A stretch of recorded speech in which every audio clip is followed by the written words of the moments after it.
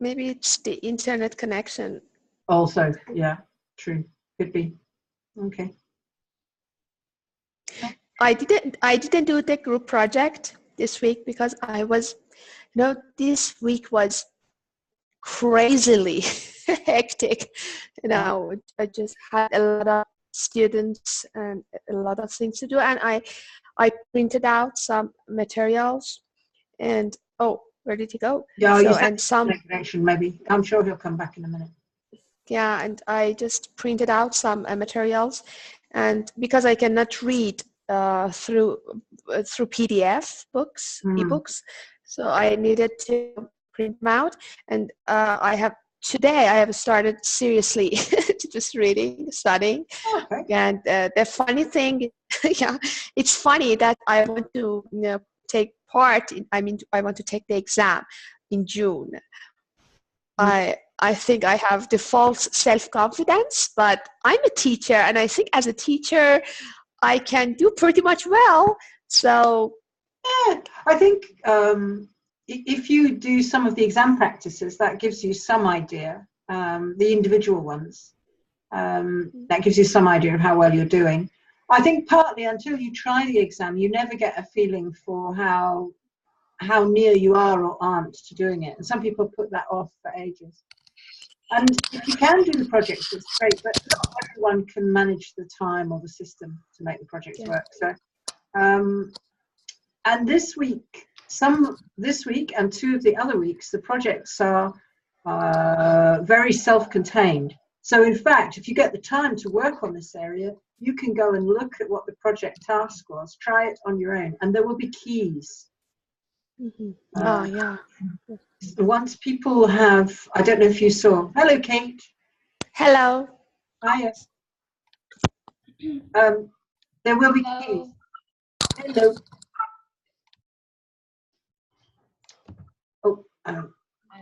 Okay, sorry. That's okay. Sorry. Yeah, so it will, what you can do is, the idea is that this week's projects will help very directly. So if you want to try and do the old style learner output questions, now, if you're in one of 8 groups, or if you didn't manage to do it, but if you did manage, even if you did manage to do it, you'll put up your group's project and I'll give a key and you can have a look and see how you did. But when it comes near to exam day, you can go and choose another one and try and do it yourself and then mark it yourself against the key. So there's lots of kind of extra revision opportunities there. Actually, I kind of did. I studied some of the group's projects that they did, and it was really interesting, and it helped. It gave me a vision in order to look at the tasks in another way. But unfortunately, I couldn't take part in the project. But yeah, I like it. I hope I can pass the exam. I hope you all pass the exam. I want you all to pass the exam. Yeah, but it's still waiting for Armenia. Okay, to answer. Yeah, I don't know why they weren't answering at this moment, but give them another couple of days, because quite often in an organisation like that, it's a public information box, and there's only one person looking, and they only look once or twice a week. If they haven't got back to us in a couple of days, I'll try again. There's still quite a bit of time to make that decision. And at worst, I'll give them a phone call, but they should get back to us. When you got in touch with them, did you ring or did you mail? I did mail. And they got straight back to you? Yeah, exactly. Just really quickly, after 1 hour, they just answered me. Maybe you were lucky with the day. Maybe that was the day there was someone answering from that email box. Because we have some institutions are great, and they're obviously really used to doing this, and they get back to us quickly, and they answer the agreement mail really quickly, and everything gets sorted out. And other institutions, they've never done it this way before, or they've only ever done it once, and they've done it with Bell or the distance delta. So they think we're distance, and then we say, no, we're not. And then say, oh no, they're the only ones. No, they're not the only ones. There are 4 companies that can do this. And it takes you a while to persuade them that, yes, this is the same thing. And occasionally you get a centre that's just never done it before at all and doesn't understand that we're going to enter you and they're going to get money. So they're going to do the invigilation part, and we're going to enter you. So it's it takes time sometimes, and it may be that Armenia haven't had lots of candidates before, so they maybe are looking at this mail thinking, what's she talking about? Maybe. I will try and get in touch with them in a couple of days if they haven't got back to us. Okay. Thank you very much.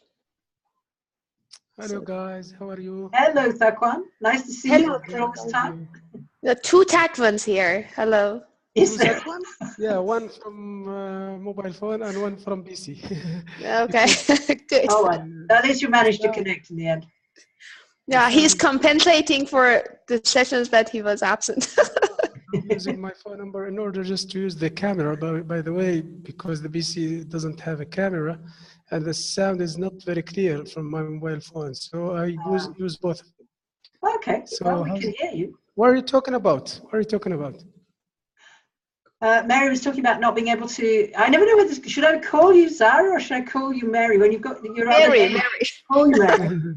was talking about not being able to work with the project this week and being frustrated by the fact that she hadn't been able to join in. Yes.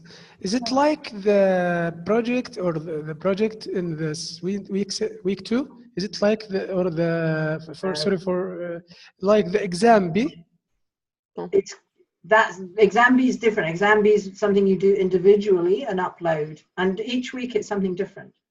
Yeah. I mean, there was a question in the exam B.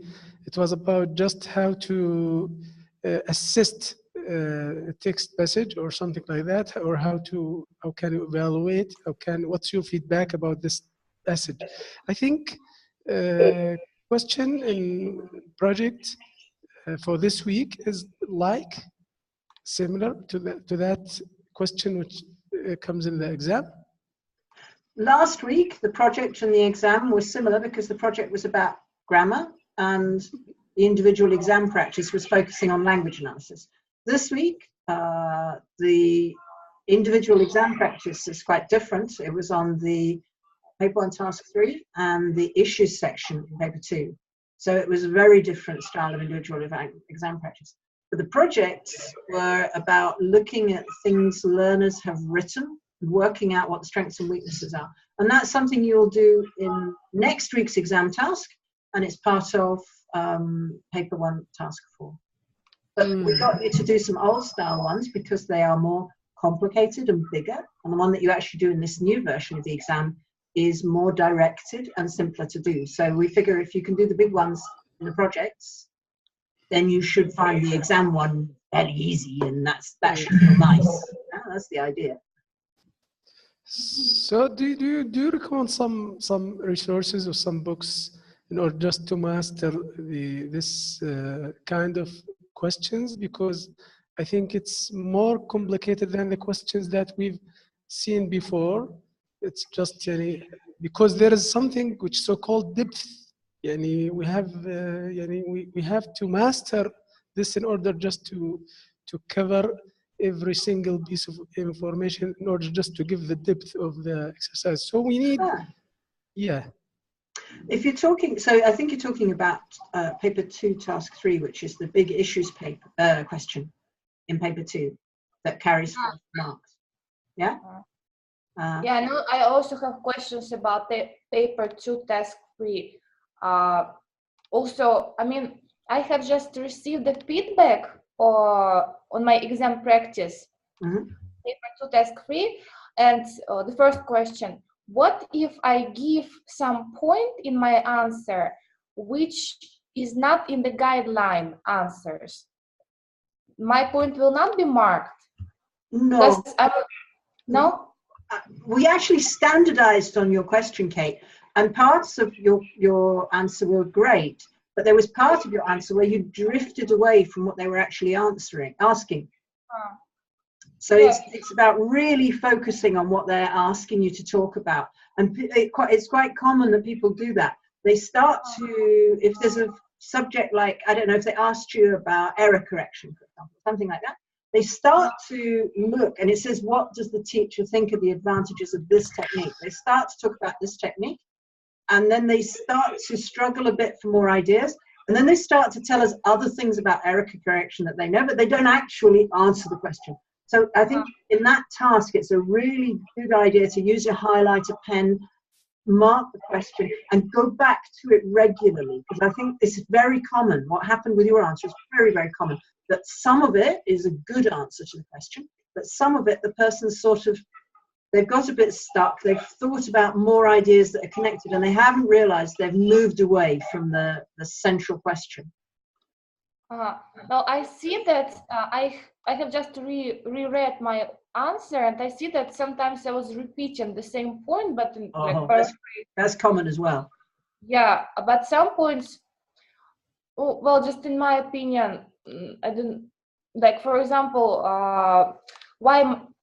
part A, why my teaching writing skills be at the bottom of the list of teachers' priorities. And for example, I'm given the point that it might be difficult to include some spoken language features into a writing task. I don't see the connection there. I'm sorry. I think you're moving away from the question. I see.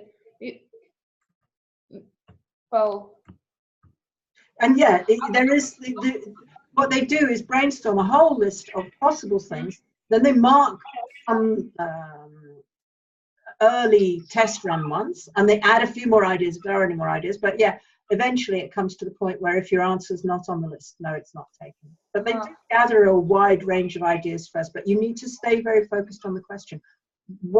There is no need to, not all students need spoken English. They don't all need to be taught different kinds of things. I got a bit lost when you moved into the thing about the difference between speaking and writing, because it's asking about teaching writing rather than about teaching.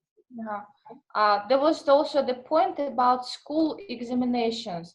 That the fact that learners might need writing skills to pass their exams. You got that point. We gave you that point. It was in the part B that some exams, for example, like international exams like IELTS, in this case you need writing because you need to write some composition. But at the same time, there are really a lot of school exams in Turkey, in Russia, where you don't need to, you just tick the point. It's multiple choice task, and generally you don't need to learn writing skills for that. Like, I can't remember from the top of my head what the question was for B, but trust me, we standardized on your question. 8 tutors argued about your question. Your marks are more reliable than anybody else's. Okay. The second question. When we give the answer, so my response was like mini essay. Guideline answers, bullet points, 1, 2, 3, etc. So we should give the answers exactly like bullet points. So we don't have to. Yes. Don't write an essay. Write a list of ideas. Break your ideas up. It makes it easier for the marker to find the different ideas. Okay. So, Kate. Yeah. There was an example. I mean, there was a note in week 3 related to how to answer paper 2 task 3, all right? And it specifically mentioned that you needed to have bullet points. Okay, but it is funny that I cannot find 15 items in order to get 30 marks. So that is awful part. Well, for me, it seemed like I found more than 15 items, but right now, not all of them are appropriate. It's one of the questions where if you put more answers in, the person who is marking is allowed to look through and find the correct answers. Because with some of the early tasks, that's not true. If it says give 3, they can only check the first 3. But with the final task in both papers, the marker can look for correct answers. And if you put in extra answers, it can help you. I see. Okay, and also the question about paper 1, it was paper 1, task 3. That's right. Yeah, but cohesive devices like linking devices and turn-taking skills. Turn-taking skills, these are speaking management skills as I see them, and cohesive devices like 2 different points. I'm right now a bit confused as I have got a comment that knowledge of cohesive devices would come under using discourse markers, turn-taking skills. And I mean, I thought they're like different. They are different things. I would recommend if you read a book about speaking, that will help a bit. That will give you some ideas about speaking sub-skills. And yeah, that's the point, that I read the book, and I have lots of papers on my wall, and in every book I see turn-taking skills, different speaking management skills, interrupting, asking for clarification, stuff like that, and cohesion. Are two different things. Okay. Yeah, and right now, so I should, if for example, I give a feature like knowledge of speaking management skills, and I think that I can give, and if speaking management skills, well, I think speaking management skills sounds very big. I would name one. So turn taking is one thing, or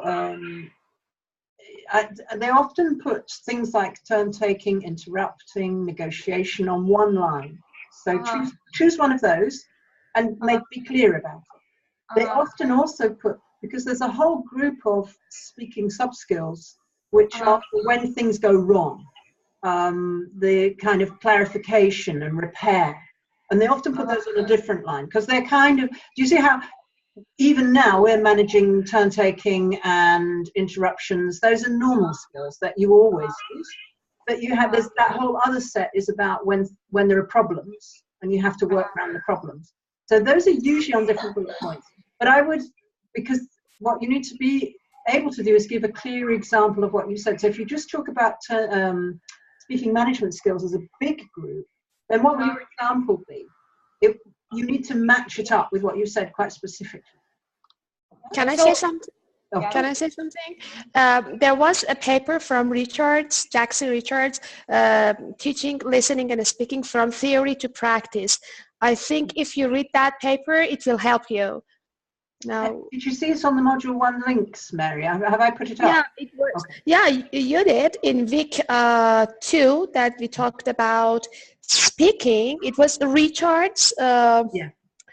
Let me see. Oh my God, where is it? Richards on no. Let me find it. Yeah, Richards on classroom speaking activities. It was a PDF, and the title was this one. Hang on a second. In week 2, by Jackson Richards, and developing classroom speaking activities from theory to practice. First this one, and there was another thing, 10 criteria of spoken English. Okay, and it was really, useful. If I can find the link, you just go on talking and I will find it. Well, there are several links for speaking on the topic. So knowledge of cohesive devices goes under knowledge of discourse structure or knowledge of speaking management skills, because I need right now to arrange my papers. Cohesive devices is a huge thing again. When we come to discourse analysis in week 7, there's coherence and cohesion. And cohesive devices includes loads of things. It includes things like lexical reference, linkers, substitution, ellipsis. There's a whole bunch of things, because cohesive devices are all of the nuts and bolts that hold the text together. So is it better than when I give my answer in the exam, I don't use this like general name? I would use something more specific. So, for example, linkers of addition, maybe, if somebody was in that. It depends on the context and what you need. I can't remember. Yeah, I see the guideline answers. I thought that I was maybe I was also working with lots of past papers plus books which I have read, and I was trying to put all the features which I found into to give them, general name for them. For example, like speaking management skills and anything what I include in the speaking management skills. Then discourse and anything. Narrow it down a bit more. You sound as though you're making your categories too big, and that's cool. Yeah, I was trying to categorize them, but right now I see that sometimes I found it out also last week when I was confused with organization and layout, because I was also categorizing features of organization and layout, and they were kind of overlapping. And right now looks like that's also comes to discourse and speaking management skills, because it's just easier for me when I have some, organization in my head. And Okay. so I was trying to. It sounds like you're reading all the right things, but you're trying to read a lot fast, and it's hard to keep it organized when you're doing that. Yeah. Yeah. Okay. Right. So yeah, that is the 10 criteria for spoken grammar by Carter. And I Okay. sent the link now in the chat part. Oh, okay, super, thank you. Yeah, I just did. Yeah, it was for Yeah, week 2. Keita, I have this file, Keita, on spoken grammar. Yeah, that was really good. And I answered, I studied this part before this. I studied part of it, and then I answered exam practice B. I didn't know what the questions were, but I did pretty much well. Yeah, it helped me a lot. So can I ask a couple of questions? Of course.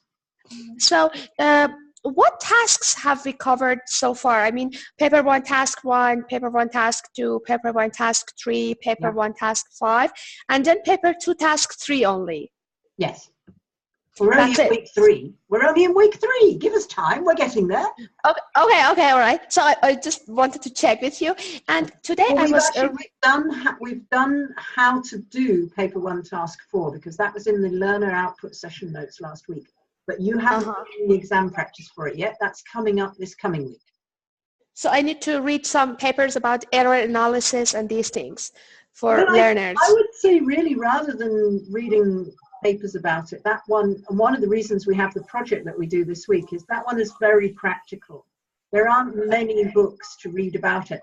I mean, it's good to be reasonably comfortable with the terminology, but you can get enough terminology from the session notes for that particular area. I think the big thing with that one is to look at learner work and try to make a guess yourself for what, what the positives and what the negatives are. If you're lucky enough to work somewhere with other people and you walk into the staff room, if you've got other people on a break, put down one of the compositions the students have given you and say, guys, could you tell me what you think the students' 2 best strengths, 2 best weaknesses are? Something, just get other people to come in and brainstorm with you. Or the other thing you can do is do that together in the middle itself. I should put up a Google Doc for you, and then you could do that, because you could put up student work and say, or I could put up student work, but it doesn't have keys, and say, look, here's a passage from that a student wrote. What would you choose as the 3 main strengths and the 3 main weaknesses? Just to get people used to doing that. It's that thing of what comes across. And I don't think there's a book that would give you help with that. That really is very much about practice. Practice. Okay. So, but the format of the exam in paper 2, task 4 has been changed, huh? So we are not going to be asked in order to just mention strengths and weaknesses of a learner. If you've been looking at the projects, yes, it's changed since then. In the new version, you'll see I'll check if we've opened the exam practice yet or not. But when the exam practice is open for this week, you'll see it's much simpler now. Much simpler. Okay. That's why we figure if you do it in the project system where you have to make all the decisions, you have to prioritize, here it says, look at task achievement or look at lexical. It's it's perfect. Okay. So here is another question. Today I decided to watch the demos on approaches. Okay, and then I started watching CLL, and then I saw that I had some misunderstanding, and I had lack of knowledge made me start reading Rogers and Richards' book. So I started reading CLL, and then I realized why the person did all of those things in the class. But but I don't know how these approaches and methods are going to appear in the exam. They'll come in one of the tasks we haven't come to yet, which is paper 2, task 2. But they might come. That's about you have to analyze the tasks from the course book. That's right. Yeah. How do we apply approaches there? Okay, Yeah. Kate, you are so, she is so, she's walking too fast, and I'm just like a snail Oh, trying no, to not at all. all those You're both studying very hard as far as I can see. Takwan, you've gone very quiet. Are you still there? Or we just got your empty mobile phone talking to us? No, just I'm using my Just PC, but I'm listening. Mashallah, Mary is mastering everything. Mashallah, we will get benefit from every Yeah, no, question. they're both doing really well, aren't they? She's very hardworking, but yeah, we're nothing in front of her. Mashallah. There you go. No, that mashallah was interesting. Okay, Yeah. so go on, Kate, Yeah, go yeah. on. Yeah, Very interesting. paper 2 task 2, you have to analyze material from the course books. I have also actually have the same question, methods and approaches. How paper 1, task 1, they might come up in when you have to give a name, for example, especially paper 1, task 1, or maybe paper 1, task 2. But in paper 2, task 2, when you have to analyze, I remember the handbook, there was no any word about this is this approach, this is that method. It won't be, I mean, it might be a bit. It won't be, this is this approach. But you need to understand some things about second language acquisition. That's coming up in week 5. What people think and how they think about, and how they shape lessons, how they put lessons together based on what they believe about how people learn language. And you need to also read a bit about the different ways that different kinds of lessons can be structured. So things like a grammar focus lesson or a writing skills lesson. And you'll combine all of those things. But again, it comes back to there isn't an answer laid out for the task in a book. What they try to design these questions so that you have to look at something, you have to draw on a body of knowledge and put it together in a new way to make it work for something.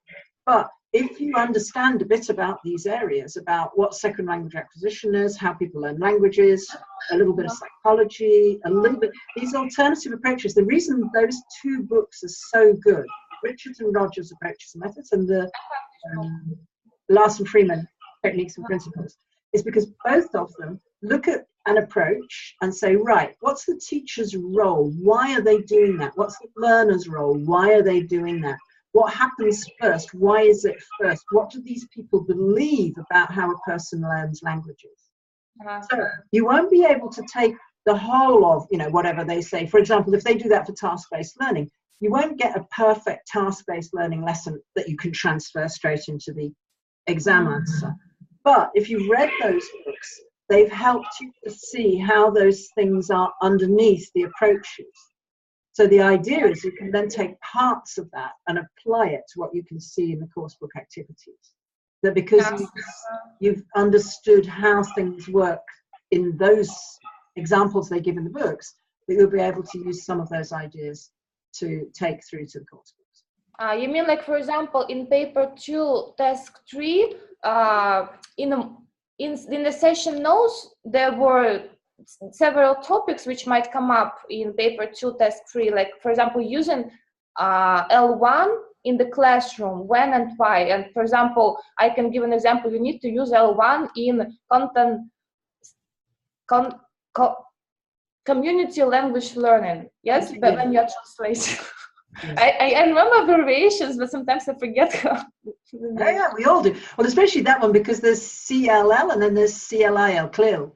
And I always have to stop myself and work out which one I'm trying to say. So yes. Yes.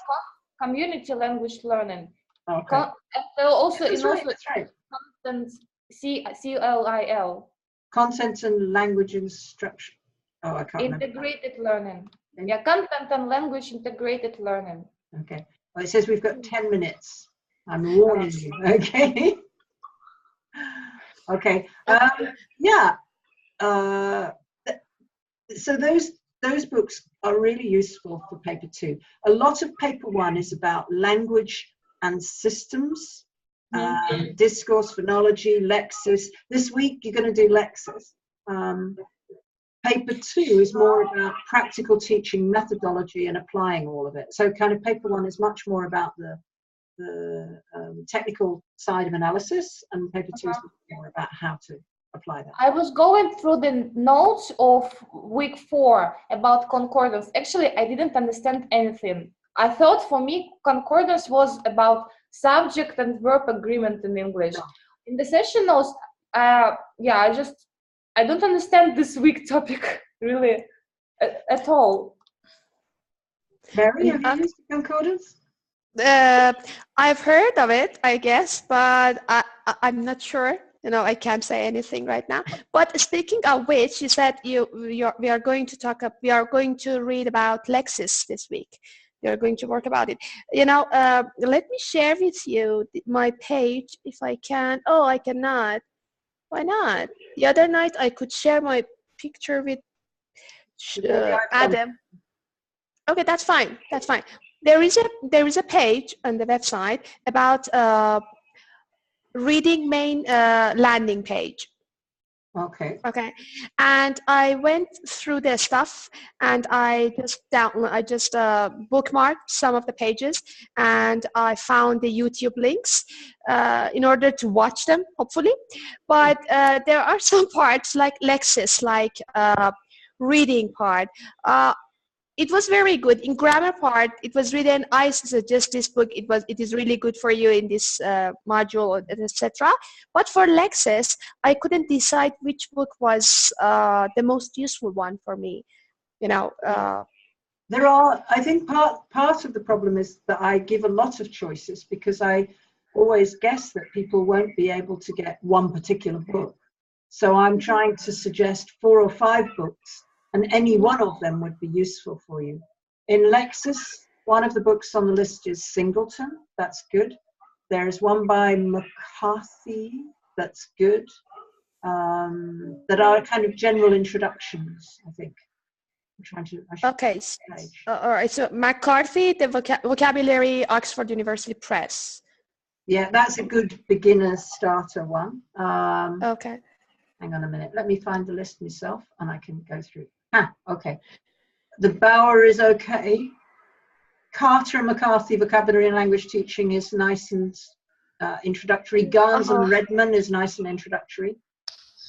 Who? Sorry, who? Garnes and Redman. Oh, okay. Redman. Okay. The Lewis books are all really good.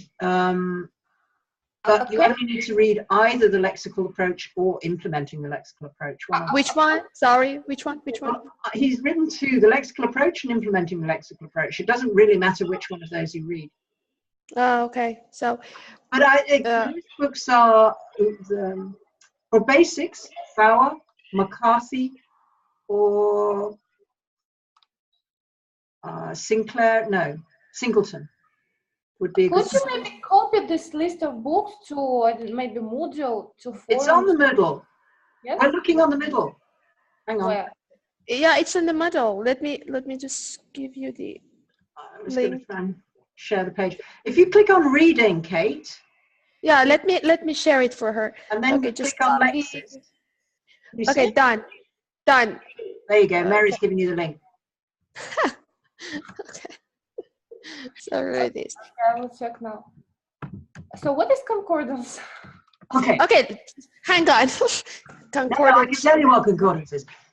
Okay, so you put lots of text into a computer, and because you can, before the 1980s, if you wanted to know about words or you wanted to write a dictionary, you had to just go through lots and lots of books and collect examples and make lists and then type them. After the 1980s, when they suddenly had access to more cheap computing power, you could just put books into computers. And so you could understand lots about text. And these are called corpuses. A corpus is a collection of text in a computer. Once you've got all the books in the computer, you can find out things. And they found out lots of really surprising things. One of the links on the Lexis page is by a guy called Sinclair, and he was one of the very first people to have a corpus to play with. And he was the co-build corpus. You may have come across that. That was Birmingham University and Collins Publishers working together. And they found out lots of really surprising things. Up until then, they had said that if you used some, it was positive statements, and if you used any, it was questions or negatives. And he So he used it to get a concordance. To get a concordance, you ask for all the examples of the word some, and the computer gives you the line with maybe 5 words either side of some, and you can look at all the lines from all your books, and you can compare how is it being used, what is it being used for. And he looked at all this and discovered that any is used in more positive sentences than some. For example, you can use your bank card in any machine in Istanbul. Is a positive sentence, yeah? And so they could look at words and the patterns, and instead of guessing or looking through lots of books, they could do it by, so a concordance, you put a word in, and it brings you back all the examples of that word, and you can look at the words either side of it. You can look at what meaning it's being used for. You can look at what prepositions it normally takes. You can look at the grammar. Does it take particular grammar patterns? Is it ever countable and things like that? And some of those things they already knew and they were right about them, but some of them they turn out to be completely wrong. They've been guessing wrong. And now we know a lot more about how Lexis controls what happens in sentences than we did. Oh, I thought you were going to ask us something, Thekla. Okay, so the concordance is text that you get back when you have a query on a word or a phrase. Some of them can do phrases in one of these big collections of text in a computer, and some of the links give you links to concordances, so you can try it for yourself and see what you get back. And you, for example, when your students ask you really horrible questions that are difficult to explain, things like, what's the difference between, I'm trying to remember one of the projects, what's the difference between suitable and appropriate? And you say, oh, they're similar. And then the student will instantly give you an example sentence where they can't use the one you just said was similar. Do you know what I mean? And you realize, as you hear the sentence, you think, that's not right. They're not exactly the same. There's a difference there. And it's not always quick or easy to see what the difference is. But if you look at a concordance, often you can see that it's about collocation, or it's about whether it's transitive or intransitive, or it's about something else. Last week on the forums, I asked about corpus links, and actually Adam gave me one link, but I don't understand how to use this corpus. Okay, but if you go down to this week's topics, there are 1 or 2 links that go to articles where they explain how they use them with students or how they use them themselves. So then you would get more examples of what they did with them, what they found out. Sometimes you can use them in different ways. When I was doing my master's, I did one focus on, oh, I can't remember now. Difference. There was a small difference across Turkish and English that was causing a problem. I've forgotten the 2 words.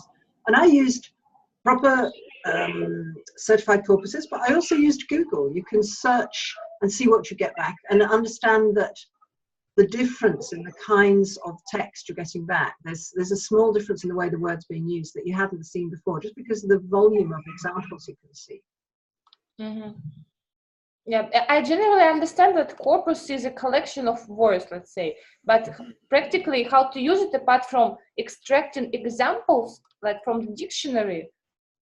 Well, it extracts the examples and you can see the examples being used. So you can see, for example, that I was trying to look at choose and prefer. That's one of the projects. You can see the context that they used in. Mm-hmm. And that can make quite a big difference. Sometimes that's what's changing and why one of them works and why the other one doesn't. So just by having, it's not always either easy or quick. You don't always get